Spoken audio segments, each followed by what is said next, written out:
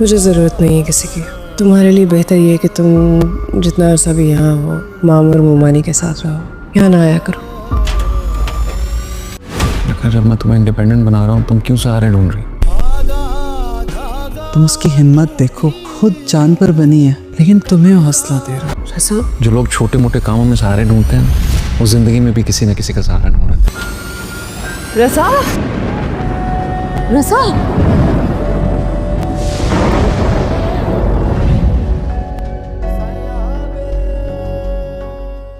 जैसे ही मलिका को रजा की मौत की खबर मिलती है वह तुरंत बेहोश हो जाती है। यह देखकर गीती घबरा जाती है और मलिका को उठाने की कोशिश करती है, लेकिन मलिका होश में नहीं आती। तुरंत गीती कामिल को लेकर मलिका को अस्पताल ले जाती है। डॉक्टर जल्दी से मलिका का चेकअप करता है। पीछे से अनस भी वहां पहुंच जाता है और कामिल से पूछता है मलिका को क्या हुआ। कामिल जवाब देता है रजा की मौत की खबर सुनकर मलिका की तबीयत बहुत बिगड़ गई। उसी समय डॉक्टर मलिका की माँ के पास आता है और कहता है मलिका ने बहुत ज्यादा तनाव ले लिया था, इसलिए बेहोश हो गई थी, लेकिन अब उन्हें होश आ गया है। ये सुनकर गीती और कामिल तुरंत मलिका के कमरे में जाते हैं। मलिका रजा के लिए जोर जोर से रो रही होती है। गीती उसे दिलासा देती है। थोड़ी देर बाद डॉक्टर कहता है कि अब मलिका घर जा सकती है। अनस मलिका और उसकी माँ को घर छोड़ने जाता है। अचानक वह मलिका से कहता है रजा भाई की मौत हो गई, अब तुम पूरी जिंदगी अकेली कैसे रहोगी। मलिका दुखी होकर कहती है अभी मेरे लिए समय बहुत मुश्किल है। अनस मौका देखकर कह देता है मल्लिका मैं अब भी तुमसे सच्ची मोहब्बत करता हूँ, क्या तुम मुझसे शादी करोगी। ये सुनकर मल्लिका गुस्से से भर जाती है और कहती है तुम्हें शर्म नहीं आती, रजा की मौत को अभी कितना समय हुआ है और तुम शादी की बात कर रहे हो। अनस गुस्से में वहां से चला जाता है। कुछ समय बाद मलिका फिर से अपनी कहानी लिखने का काम शुरू कर देती है। फिर एक दिन अनस का फोन आता है। वह माफी मांगता है और कहता है क्या हम पहले की तरह दोस्त बन सकते हैं। मल्लिका हाँ कर देती है। अनस उसी वक्त उसके घर आता है। मल्लिका बताती है कि उसने दोबारा कहानी लिखना शुरू कर दिया है। अनस कहता है तुम लिखो, मैं वादा करता हूँ तुम्हारी कहानी को ड्रामा इंडस्ट्री में जरूर पब्लिश करवाऊंगा। कुछ समय बाद मल्लिका अपनी जिंदगी पर एक कहानी लिखती है जिसका टाइटल पमाल होता है। कहानी पूरी होते ही वह अनस को फोन करती है। अनस तुरंत उसके घर आता है और उसे एक प्रोड्यूसर के पास ले जाता है। प्रोड्यूसर जैसे ही कहानी पढ़ता है हैरान रह जाता है और कहता है इस तरह की कहानी कोई नहीं लिख सकता, हम इसी पर ड्रामा बनाएंगे। दुआ करो कि जब ये रिलीज हो तो लोगों को बहुत पसंद आए। मल्लिका खुश होकर घर लौट आती है। कुछ दिनों बाद मल्लिका की मुमानी आती है और अनस से कहती है हमने तुम्हारी शादी एक लड़की से तय कर दी है। अनस साफ कहता है मैं मल्लिका के अलावा किसी से शादी नहीं करूंगा। मल्लिका यह सुनकर कहती है अनस अगर तुम सच में मुझसे मोहब्बत करते हो तो अपनी मुमानी की बात मानो और उस लड़की से शादी कर लो। अनस मजबूरी में शादी के लिए राजी हो जाता है। समय आता है जब अनस की शादी हो रही होती है। उस दिन मल्लिका को रजा की बहुत याद आ रही होती है। तभी प्रोड्यूसर का फोन आता है मल्लिका तुरंत ऑफिस आओ, महत्वपूर्ण खबर है। मल्लिका ऑफिस पहुंचती है। प्रोड्यूसर खुशी से कहता है बधाई हो, तुम्हारी कहानी पर बना ड्रामा सुपरहिट हो गया है, तुम फेमस हो चुकी हो, कल एक शो में तुम्हें अवार्ड मिलेगा। मल्लिका खुशी से घर लौटकर अपनी माँ को सब बताती है। अगले दिन मल्लिका अवार्ड शो में पहुंचती है। टॉप ड्रामा स्टोरी राइटर का नाम लिया जाता है और वह नाम होता है मल्लिका। मल्लिका स्टेज पर जाकर अपना अवार्ड लेती है और कहती है आज मेरा सपना पूरा हो गया।